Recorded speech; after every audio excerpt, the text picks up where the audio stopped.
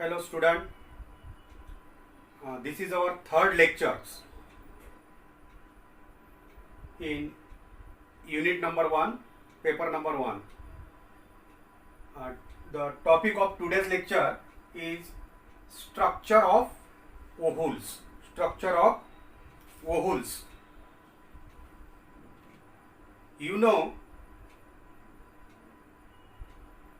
when we see in last period the structure of flowers. In structure of flowers we have seen there are 4 valves: calyx, corolla, androecium and gynoeciums. So out of these, gynoecium is female reproductive floral valve. The members of gynoecium is called as carpels.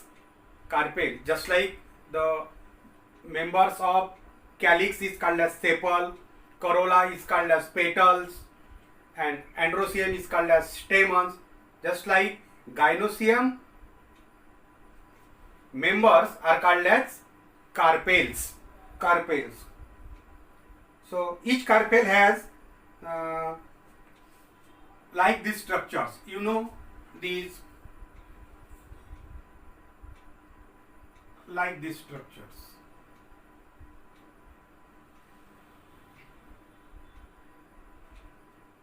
So long structures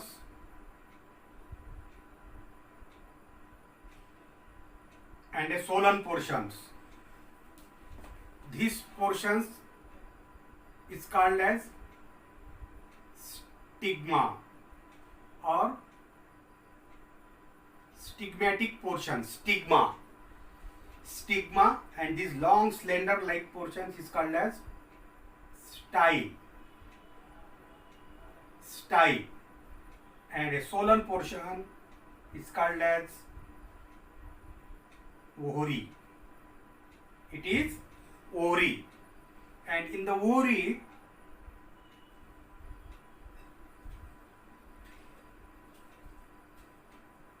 somewhat there are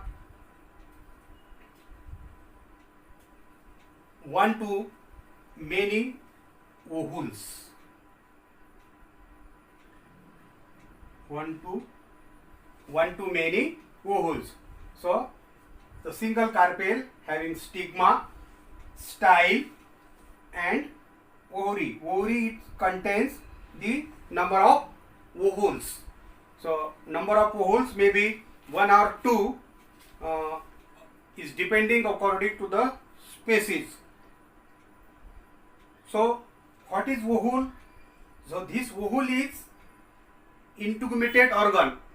Integumented organs or integumented megasporangium of the seeds bearing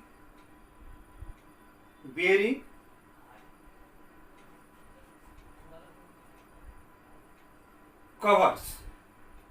Ovule has bent axis. It is downwardly directed opening called as micropyle. Is called as anatropous ovule. So whenever we studied the structure of ovule, we studied a typical structures of ovule. So typical structures of ovule, typical ovule is anatropous ovules, where it has a bent axis which is downwardly directed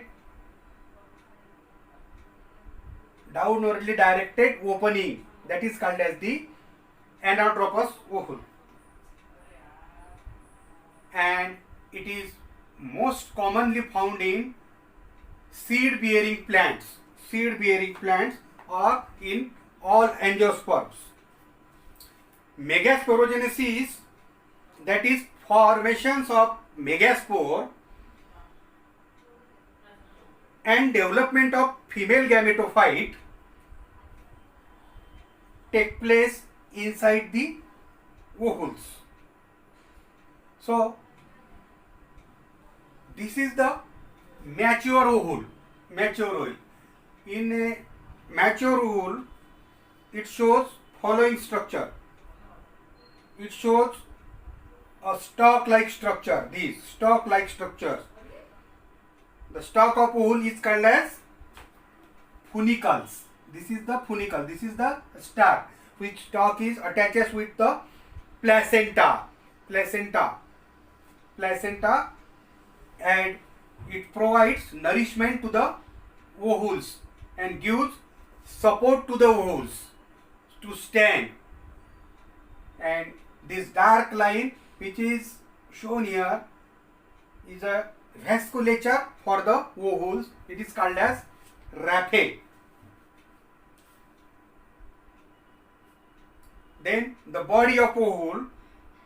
So funicle attaches to the basal part of the body of ovule at a point. Here these funicles attaches to the ovules, a body. That point is called as hilum. This is hilum. This portion is called as hilum, where the funicles attaches to the body of ovule. The actual point is called as hilum.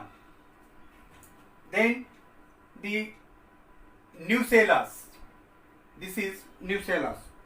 This is main central bulk portions inside these, having the parenchymatous, many parenchymatous cells like these. Parenchymatous cells, hexagonals, are present in the nucellus. That is the nucellus portion. Nucellus portion is more. Then the chaliza, basal part. This is the basal part and this is the upward parts. This is inverted ovule. So this is basal parts. So basal parts of nucellus, from where the integument starts, its developing, is called as chaliza. This is the chalizal portions, and the end of these ovule is called as chalizal end. And where the micropyle is present, this end is called as micropylar end. Chalizal end and micropylar end. In micropylar end, there is a small opening of passing the pollen tubes. When the pollen grains are deposited on the stigmatic surface, it develops in favorable conditions and develops a pollen tubes having two polar nuclei and male gametes, which enters into this pollen tube for fertilizations. So this is the chalizal end and the micropylar end, and at the end of the ovule is called as chalizal end and the terminal end is called as micropylar end. Then there are important features occurs in this ovule. There are integuments. So integuments are having two integuments are in anatropous. Two integuments, the outer integuments and inner integuments. So if in a ovule, if there are two integuments are present, then such a ovule is called as bitegmic ovule. Bitegmic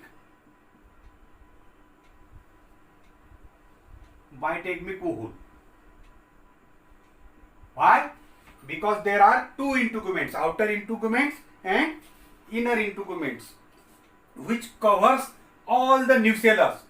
These integuments covers all the nucellus, and to protect the nucellus, except at the micropylar end, and there are two integuments outer and inner. Then the micropiles. At the terminal end, a small portions are not covered. It is not covered by the integuments.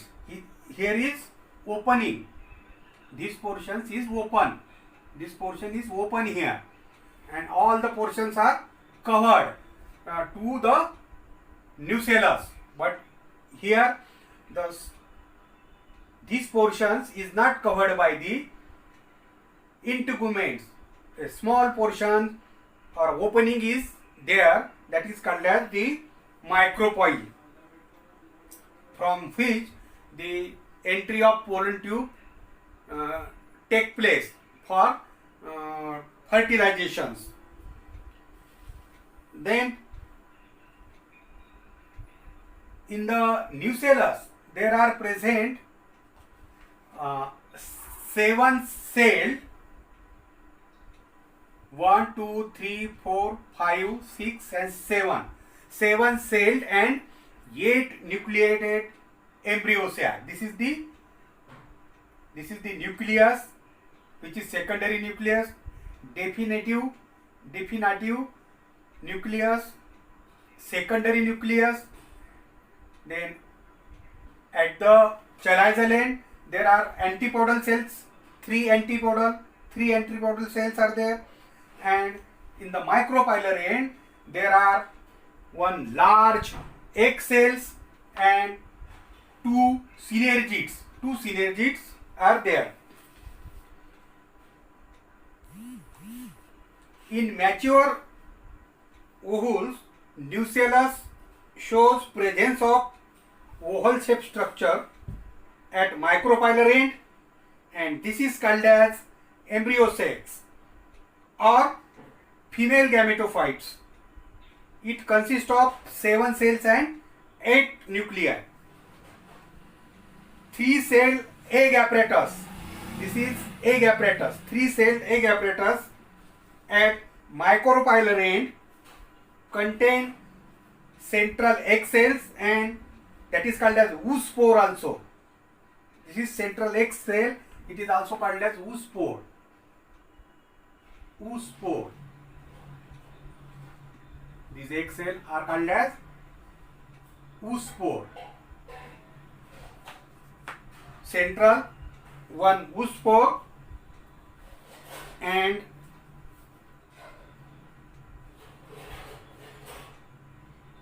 two lateral cells. These 2 lateral cells are called as synergids. At the end of chalizial end, it has 3 antipodal cells, 1, 2 and 3. In the center, a single large cells covered with mother wall of megaspore. This is single large nucleus covered with mother wall of megaspore, having 2 haploid nuclei or 2 haploid polar nuclei at the center. These polar nuclei fuse with each other at later stage, but before fertilization, to form diploid secondary nucleus. These 2 nuclei are unite to so here we have shown only 1 nuclei. Actually it is 2 nucleated. That means 3 plus 2, 5 plus 3, 8. But here it is 7 cell and 8 nucleated. These polar nuclei fuse with each other at later stage, but before fertilization to form diploid secondary nucleus. Embryo sac of angiosperm is monosporic type. That means it having a single spores or 1 spore. 7 cell and 8 nucleated. It has 7 cells and 8 nucleated. So such a type of embryo sac is found in the family Polygonaceae. Therefore, it is called as polygonum type of embryo sac. polygonum type of embryo sacs. Here, polygonum type of embryo sacs. So, whenever the structure of ovule is asked, you must know where the ovules are actually present. So, ovules are concerning with the female reproductive system. Here, the carpels, where the stigma, style and ovary. In ovary, there are one or many ovules. So, such a ovules are inaugurated here in large scale, and the structure of ovule is explained here. So, it is inverted ovule. Its main part is chaliceal end, micropylar end. Its integuments are having two layers, and in the center there is a embryo sac. Embryo sac is very important. Embryo sacs are 7-celled and 8 nucleated. In the micropylar end there is a large egg cells and 2 synergid cells. These are very important. Later on division, the synergid cells can destroy in the divisions, and these antipodal cells, and a small opening at the micropylar end. It is opening for the pollen tubes or entry of pollen tubes. So such a type of structures occurs in the family Polygonaceae, that is called as the polygonum type of embryo sac. It is having these funicles is very important. This part which is attaches to the body of ovules at the place called as hilums, and these dark portions which provides nutrition to the ovules, it is called as raphe. So such a type of ovules, and this figure is vertical sections of mature anatropous ovule. So you go through it whenever sometime the diagram is maybe asked in the examinations, these, or sometime when asked the polygonum type of embryo sac. So you can give the such a type of diagrams, and the descriptions only you have to study, not you have to study the functions of the ovules. You have to study only structures of ovules. So you go through it, you will get the notes after 2 or 3 days. So I hope that you understand these structures of ovules. And in the next period, we will take the types of ovules. Thank you.